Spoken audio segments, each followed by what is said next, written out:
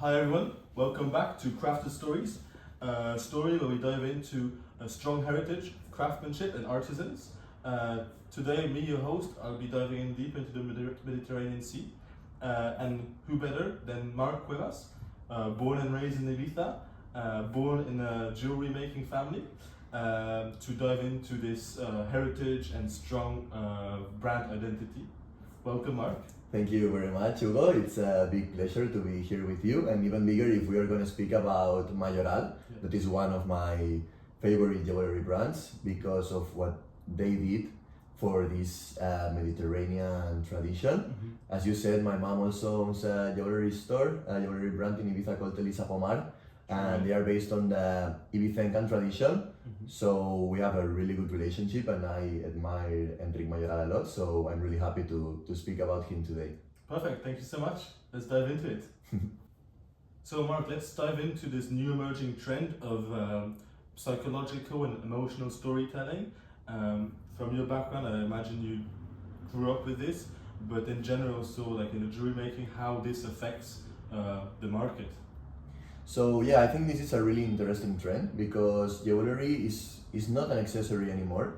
Jewelry is becoming a story, it's becoming a feeling, it's becoming an experience, and I think that this is really nice, and it's thanks to this storytelling, this emotional storytelling, and people connecting with these brands. Yeah. I also think that in the luxury world, people doesn't buy to this brand because just of the status it gives. No, it's also because they feel reflected with the values and they feel reflected with what the brand shows more than if they see that I am wearing this, it's because I have a certain status. Yeah, No? yeah, I agree. So and I think that this what we're talking about, this emotional storytelling is creating a value that you're not just selling gold or silver or diamonds. You're selling a story, and you're selling an experience. Yeah, I feel like people want to have something to look back on with the nostalgia of where they bought it maybe, or like they have an identity because they have something someone else doesn't have. And like you said, I think it goes with it not being a status because it's very personal belongings. Exactly. Okay, Mark, in your opinion, what do you think is driving this change? Why do you think people nowadays are more lenient towards emotional and psychological storytelling? I think that it's a bit generational also. I think that, for example, our generation, Gen Z, millennials, first of all, we have, I think, a digital fatigue. We are overstimulated with our telephones, with social media. We see a lot of information all the time. And I think that's why we value something that goes slow, that is handcrafted, that takes its time. I think that we value more than the last generations did. Yeah, a bit the opposite of what we see on social media, like the ads of new jewelry, buy 2 for 4. Or... Exactly. And that's why I think that it's also generational, because our generations, what we said before, we value more the brand and the values of the brand than not, this is gold and diamonds, you know. No, I want to know the story of the brand, I want to know their values, their heritage maybe. So I think that our generations value more this. And also I think that this is due to the pandemic, because we were there locked down. So we had the time to be more reflective and also appreciate the experiences and and I think we, in a way, with the pandemic, we learned how to reconnect with people, and I think we also reconnect with brands because we always scrolled, bought online, and now we can actually experience where it comes from, how it's made. Yeah, exactly. So I think, like you said it before, I think the jewelry is symbolic. It's an accessory you wear very close to your body, and it makes it a bit more unique.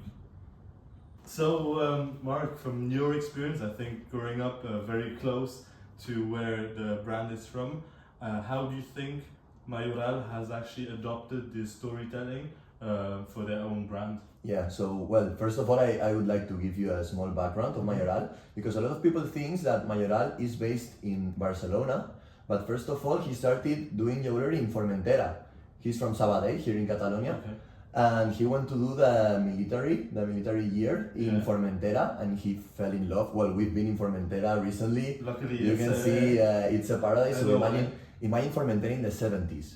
To be just nature and also this hippie vibe. So it's not strange that he fell in love. He decided to stay there and start making jewelry with no knowledge. Okay. So we think that he did it well, no? Pretty much, I think. And that's why all his jewelry is inspired in this Mediterranean and above all Formentera culture. And I think he's doing really well because you can see that the reflection on the jewelry is all inspired on the sea, on the wind, on the nature, and also on the Formentera culture because of the Posidonia, that is one of the most famous elements of Mayoral jewelry.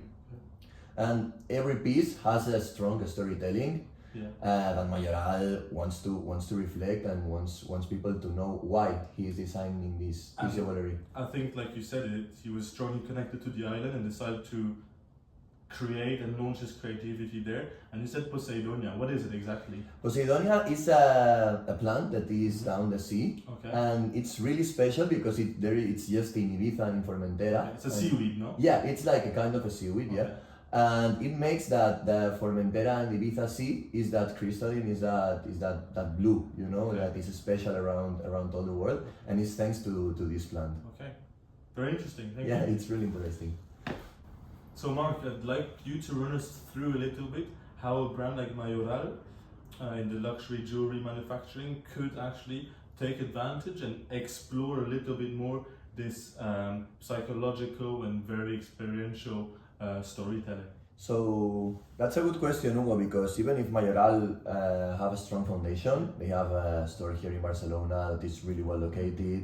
They are doing really well as a brand and evolving well. I think that the brand always has to innovate, and Mayoral is another case. I think that a good idea for Mayoral, doing brainstorming here with you, they could improve the sensorial experience, for example. True. That you enter in the store, and even if the store is nice, you see the pieces that are inspired, but the retail store, the place, it's not inspired in Formentera and in the Mediterranean style, you know. Pass by it. So I think that maybe like what you see, what you touch, what you smell, everything should be inspired, for example, in the Formentera plants, or from related. The location, you exactly. mean, Also related to the sea, or I don't know, like doing a brainstorming here, maybe that you enter and there is sand, or that you step on sand, like simulating that you are in a Formentera beach, something like this.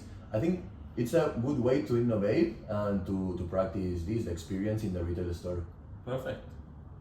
So Mark, to bounce back on this point, with this kind of sensorial and inspirational storytelling, a brand actually came up to my mind not far away from Formentera, actually in Ibiza, is actually Lueve, who collaborated with Paula, and I think, in my opinion, they managed really to bring in their storytelling with the vibe they wanted to transmit of this hippie vibe of Ibiza, and really focus on the place and the energy the brand wants to put in place. And I don't know if there's any other Spanish brands who are doing this quite well already. Yeah, and what you said, Paula's for me were the best designers in the Ibiza fashion history. So I think that Loewe were really clever rescuing the brand, and they used it really well for these hippie summer vibes, no? They want to transmit.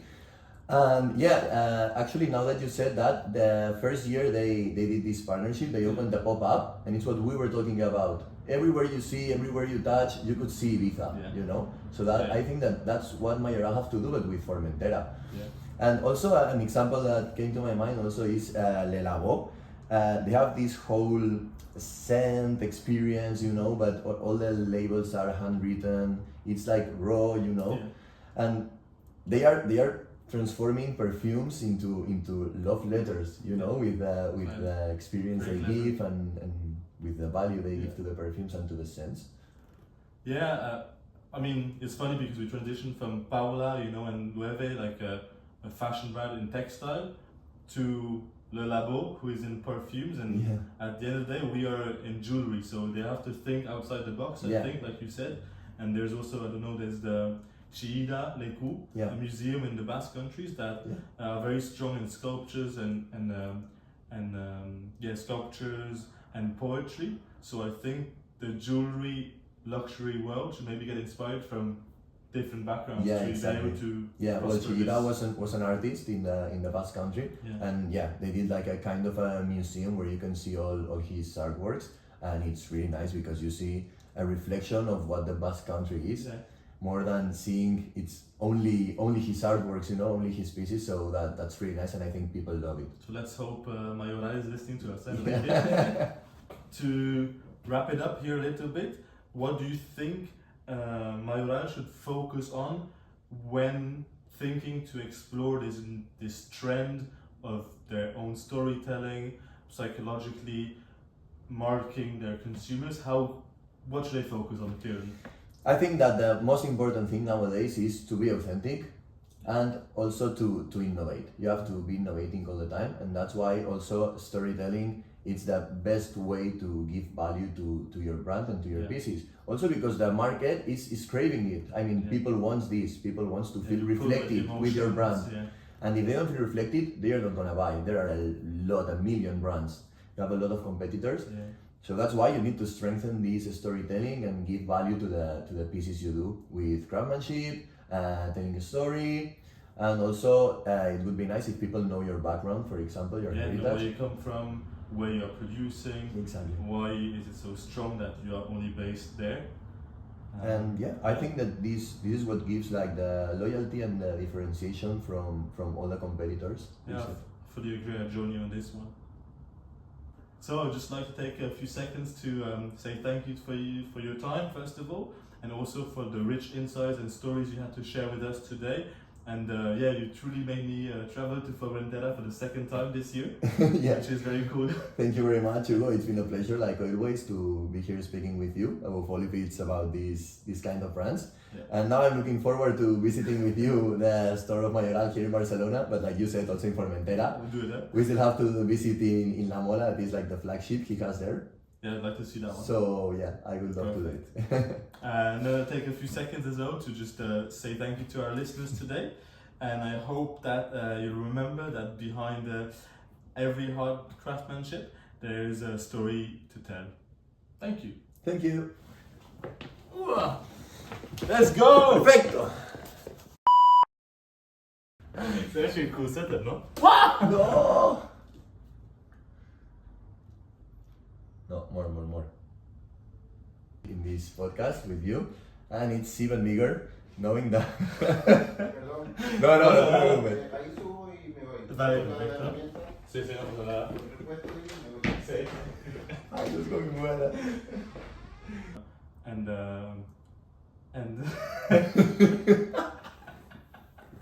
I change all the time. Wow. Okay. Action. That'll be the video. Allez. So, welcome to.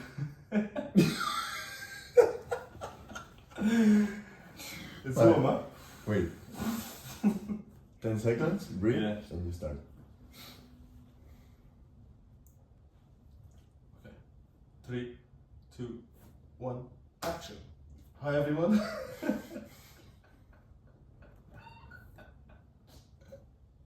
I can't really look at me like this. I think I want to look at you. Well, you have to in a way. Okay. To create a storytelling and Yeah. giving with this value to the people. Cállate, tonto.